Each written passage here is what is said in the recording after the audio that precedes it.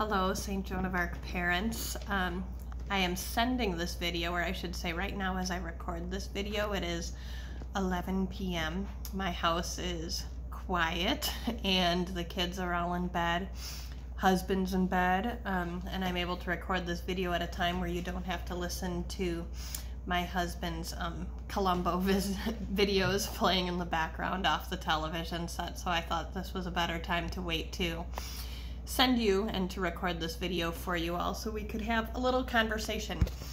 I had mentioned in a post to the St. Joan of Arc, the Fun Nights Out, that parent group on Facebook, I mentioned yesterday that I would be providing you all some tips about how to set up a space in your home that could work well as a learning environment for your children. So I've written myself a bunch of notes so I make sure I don't forget anything, and I want to be able to offer those to you. Any of you who follow things on Facebook have been seeing a lot of me and my family, either me in the library a couple of times, but you've been seeing us in our home. And a number of you have been to our home before for various different things. I've done those parent celebrations after our school plays as a thank you for people who have helped or prayed for and supported those plays in so many ways. And I'm inviting you back into my home for this conversation this evening. I apologize, I see the phone reflection in my glasses, but this seems to be the better mode for me to make sure that I'm staying in the frame and that I can aim the direction of what you would like to see. To set up a learning environment in your home, homes are set up for things to be for comfort, for a place to gather, for a place to break bread, share a meal together, to relax. So setting up a learning environment, it's not so simple as that you just walk into what you already have in your house and just assume that you'll plunk things down in a spot and that'll be the best place for the kids to learn. Those of us who've gone through education classes, depending on your program, take coursework in some of these things that help us set up learning environments. And some of us have personalities where our brains just naturally wire us to, okay, how are we going to organize this? Where am I going to keep things? How is this going to work? And then, of course, how do I manage supporting my kids in their education, distance learning? Though I'm getting plans from the teachers. Thanks a lot, teachers. You're wonderful, but I still have to figure out how to do this, right? I'm sure you get all of those thoughts. And I share in having the gift of my 3 kids, and though that be a gift, having them at very different ages and points in their development for academics and such. And for that reason, I really needed to figure out how I was going to make this look. I keep turning around and looking so that you can see where I'm sitting here. For those of you who've been in my house, the kitchen where we cook is the very center of our house, and then we have this large table at our eat-in portion of our kitchen, as well as a separate dining room that's actually pretty small and has a relatively small table. So I've chosen for our learning area this table. Now normally I keep some things on this table that are decor, that are things we would use for meals, napkins and salt and pepper shakers. When it's time for it to be set for a learning environment, I take all of that away because this needs to feel like a different space. So most of the time, our house is set up salt and pepper shakers, or if we have flowers at the time, those things are on this table. But for learning purposes, my kids see that table looking differently when we are set up for learning because all of those things are away. Now we have a lot of things, especially with all of those bundles picked up, which are wonderful to have, but I found myself in the position of having to figure out how to keep all of those things.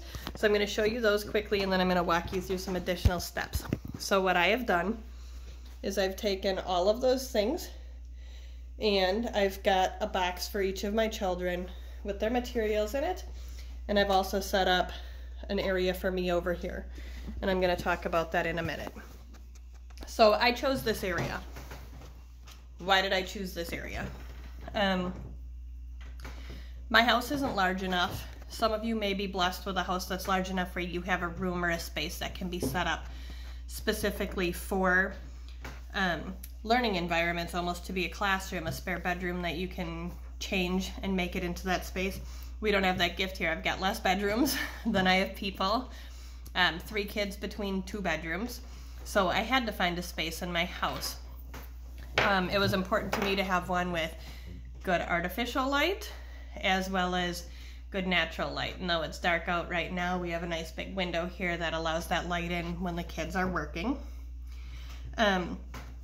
It's a really good idea to have things set up where everything you need is also close by.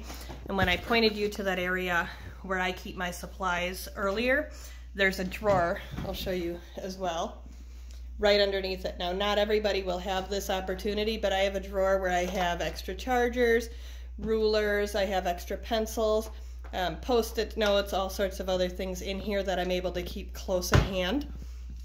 Though I also, if you look in my kids' bins, have their supplies that school sent home right there. In Christopher's, I've got his art box as well, so that we have all of those materials and we can set them out when we get going.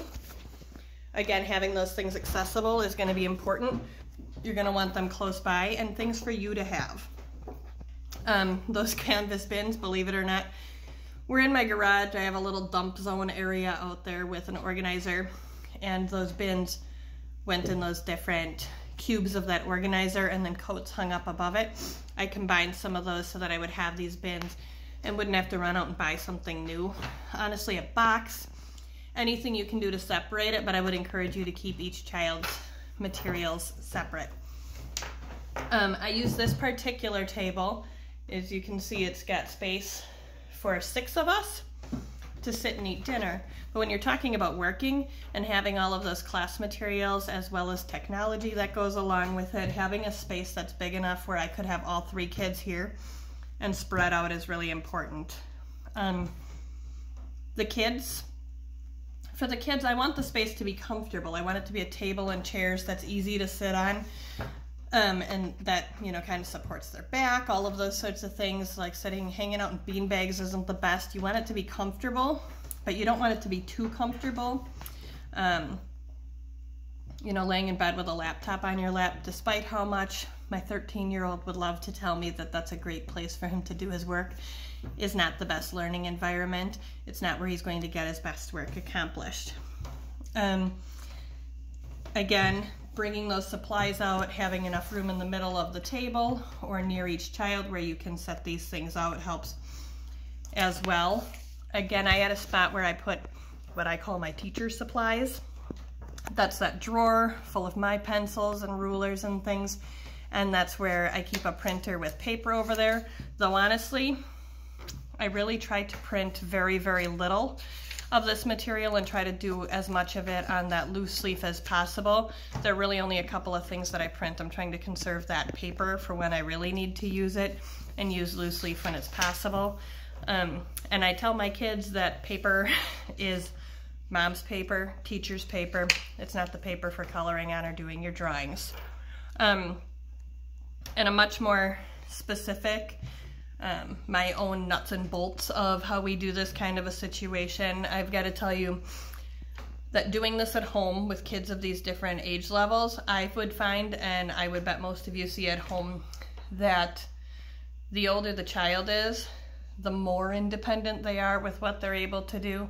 Not that that's necessarily a great thing, but they're a little bit more independent. So I focus my greatest part of my attention on working with Noelle and Christopher, because Noelle can't read any of those directions for herself. She's in 4K. She can't read those directions and understand what she needs to do or take care of reading her stories. I have to give more attention to her. Christopher is somebody who I can kind of tell him the directions and then I let him go to his work. A lot of the things he's doing as a 2nd grader are things he has done before. At least as far as a routine is concerned, he knows how to tackle morning work and what he needs to do on that sheet. Might he get some wrong and I have to point him back to, check that one again? Absolutely. But for the most part, he's in a position where once I get him started, he can work on things a little bit as well. And then Jack extremely different situation. He goes to his Google Classroom through his laptop, and he goes to his classes and takes care of business. Unless he needs my help, he's able to get through quite a bit thanks to the instruction from those middle school teachers they're providing. Now on the parent side of things, that might feel like you don't hear as much of what they're up to. Trust me, that's an okay thing. Of course you want the communication of what they're working on, but the good news is that it's a little bit more off of what you have to be responsible for doing for them. They are able to do quite a bit themselves. And those teachers are also working on doing Zoom lessons so that you'll be able to actually see and hear the teachers conducting those lessons. And when they get stuck on a problem, you don't have to reteach yourself 7th grade or 8th grade math, that there are others who can help guide them through it if that's not your greatest strength, or if it's just something you don't know how to do. That's a gift as well. So when I do this, I tend to start Christopher on something.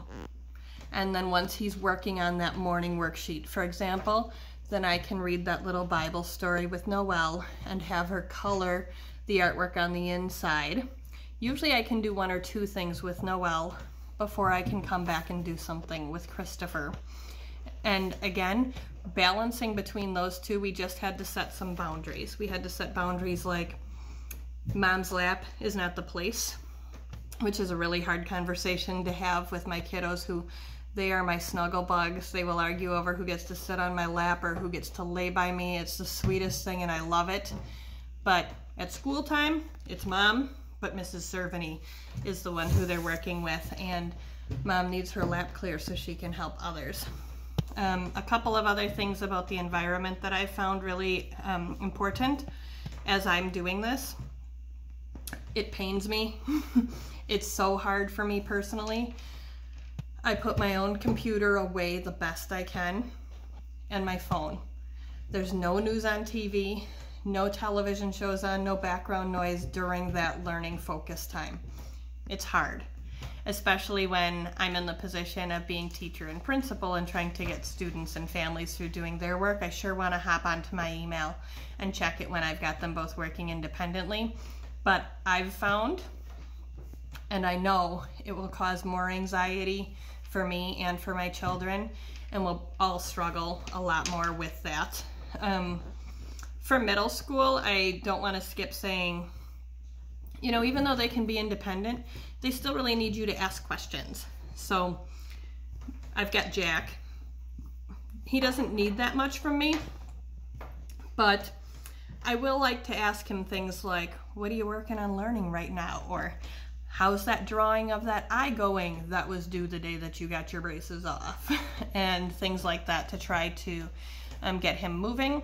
And he's really good about saying something like he did last night, like, oh, you know, I took a break and now I'm working on my Outsiders paper that's due tomorrow. And I'm really struggling with putting my thesis statement together. Can you help me with a thesis? Great. Then I can help him through that. Even if he didn't though, I might say, okay, you're working on your Outsiders paper. Let me know if I can help you with proofreading that later. Just a place that you can take the next step and look for an opportunity to support them. To get back to that environment piece again, I do want to mention that the only noise I would say is probably okay is if you wanted to play like some low classical music. Some people really benefit from that.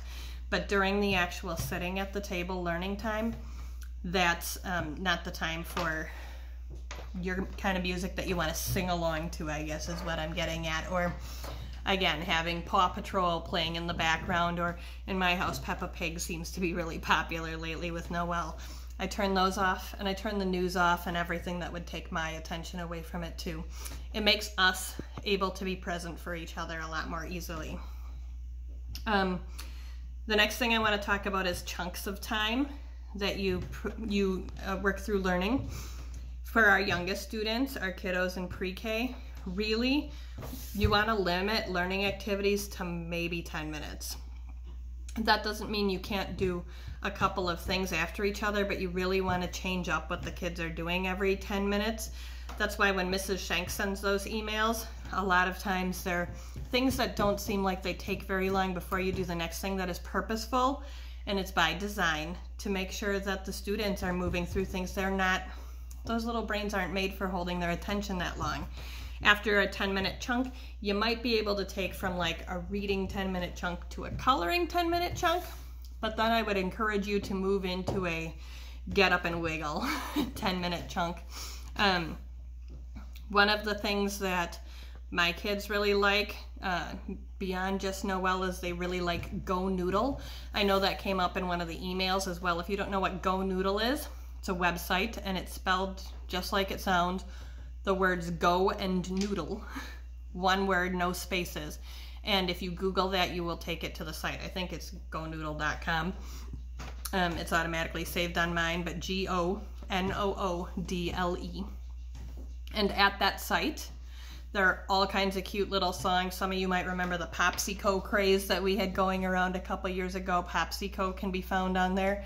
Even some of the songs from when I was a kid going to Girl Scout camps and things, the Boom Chicka Boom song, if any of you know that one. A lot of those different songs are up there, and they're a good opportunity to get the kids up, singing, moving around, get their wiggles out. When I put that on, I like to use that as a break for Christopher and Noelle. They both enjoy that one. Jack doesn't play along with Boom Chicka Boom so well so often himself. The other thing you might notice about our pre-K is that it'll seem very repetitive in what you're doing, and that's absolutely the best thing that can happen, is to do very similar things, changing up that letter that they're working on, but very similar types of activities. It presents some routine and some consistency for the kids that really helps them get through what they're working on. And you know, it's kind of funny. So yesterday I was going through with Noelle. All right, it's our day. We're going to be working on this. We're talking about the book. We took out The Very Hungry Caterpillar, talked about the outside cover, the back cover, this is the picture, this is the title. And then I opened the book and she went, Mom, you skipped the spine. And I went, of course, you're right. I skipped the spine of the book, but that's because she knows that routine so well that I giggle she could teach me JK, but that consistency is what makes it stick in those little brains and helps them learn those things. For kiddos in kindergarten through 2nd grade, I would still say, especially at home, limiting those learning chunks into maybe like 15 minutes. At 2nd grade, you might get 20 before changing activities or doing a stretch. Again, then color, do a little dance party, use a Go Noodle. My kids really do love those brain breaks, and I think your kids would really like them too. And it's a good outlet. I like to get up and do the goofy dances with them sometimes. With 3 kids, I have staggered recess, quote unquote recess, to allow me to be able to work with my kids at different times. So I'll get Noelle doing something and then she can go take a break while I work with Christopher for a little while. And then again, with Jack being a completely different age, he can do much of this on his own through his own resourcefulness and through the digital resources that his teachers provided. But again, I ask him what he's working on. I try to remind him of things that he does. I really aim to say, how's that Outsiders paper going, instead of, are you sure you're not just sitting on YouTube? It comes out a lot easier to hear, how's that Outsiders paper you're working on? And then we've had this eyeball sketch. It's an eye. We keep calling it the eyeball sketch for some reason. That was due a couple of weeks ago because he got his braces off. And a really good option is to say things like, okay, so what would you like to work on your eye sketch while I proofread your paper, or would you like to proofread the paper together and then you work on that eyeball sketch after? Giving him 2 choices that are okay with me and he can pick. And that was on our to-do list before he could check out for the night. He had to finish that sketch to be able to turn in. Again though, remember that those middle school kids, even high school kids, they all need breaks too. We all need breaks. We need to remember to get up and move around as well. Encourage them to get up, walk away, move around, have a snack, get a breath of fresh air. I've even set a timer sometimes to remind us, because I can get wrapped up in the work of it and forget how long we've been working on something, and just It can be your phone or a kitchen timer or anything. Usually I use my phone, but try to avoid it so that I'm not checking it too often. But it has that nice kind of bing that it keeps going for you. And that's just a reminder, all right, it binged, it's time for us to get up, to start moving around. So finish that sentence or finish what you're doing, and let's take a breath and let's talk a minute. Moms and dads, I also want to make sure you know that if you're hitting the point where it's overwhelming for you, it probably is for your kids too, and they're going to feel that stress or that pressure. So when you feel like it's time for recess, even if you're in the middle of something, call it recess time. Call it get up and stretch time. Decide, you know what, you guys, we're going to take a break and we're going to do a go noodle. It'll be better for you and your kids to come back to it after that song or that movement or whatever it is. And I would set a limit for that too. I would do something like, okay, we're going to do 2 go noodle songs, and then we're going to come and we're going to get back to work. Or we're going to have a snack, a go noodle song, and then we're going to come back to work. With little ones, you can use things like a bell or something, so when mommy rings this bell, that means it's time to come back to the table. I haven't found, as long as I set the boundaries ahead of time of that we're going to come back, I haven't needed to use a bell, but that's a good system as well. So is lights on and off, if that's effective, depending on the lighting in the room. Just a couple of other points I want to make sure I remind all of you. You know, it's okay if you don't get through every single thing the exact way, the exact day that it was written from people. Save it for later. Save it for tomorrow. You don't want to get crazy behind because that can cause more anxiety. But give yourself some grace. This is a lot that we're going through in our world together. It's okay to feel challenged, to feel stressed, to feel like you need help. It's okay that you might not begin at 7:30 and you're not following an exact school day schedule. Maybe your start time every day is 8:30. Maybe it's 9. Though routine helps a lot of people, you don't want to make it that your routine makes it impossible for you or that it becomes more overwhelming. Your routine should support things feeling good, not the opposite. So don't set a wake up and start time that's not reasonable for yourself and your family. When the kids are sleeping and they just need to sleep because they stayed up too late or you all were just overwhelmed or people don't feel good, let them sleep a little. Have your start time be 9 o'clock, and that's just okay. It's also okay to remember that your physical and mental and emotional health for everybody in your house is just as important as your academic growth. Yes, we want you to continue to move academically. Of course, we put due dates on things because we want to help everybody stay on target. But again, if today you need to do half of it, and then you're going to catch up on Saturday doing a little bit to make up for that, that's okay. You can do that if that's what's going to be best for your family. One of the things I think in these times of stress that's really important to continue to remember is to talk about all the good things that are happening, the great opportunity. I'll tell you what, I don't spend a lot of hours at home outside of this time. I'm running, I'm working, I'm all over the place, evening meetings. Many of you are the same, I'm sure. And this is an opportunity for me to get a real lot of time with my children, to be able to be home with my family, and being in my home, no matter how long we're staying close to home. It's a gift, and it's important to look at that gift that way. As much stress and anxiety is in our lives right now as well, I want to remind you to have a good laugh, do a yoga session, a fun game. They'll be so important for you and your family. Please know you're not alone. I spoke fairly generally throughout this video about my children and what we're dealing with, just so you're aware. One of my kiddos probably has ADHD. We haven't taken for diagnosis, but fairly certain ADD at least. I also have another one of my children that struggles with anxiety, and I have to do things to be able to support them and to work with them. And if you have specific situations where you feel like you could use some advice on what to do to work with your child, please contact me, ask me. I'm glad to help with you. I'll do a one-on-one Zoom so we can be face-to-face through a screen. Middle school parents, one more note for you.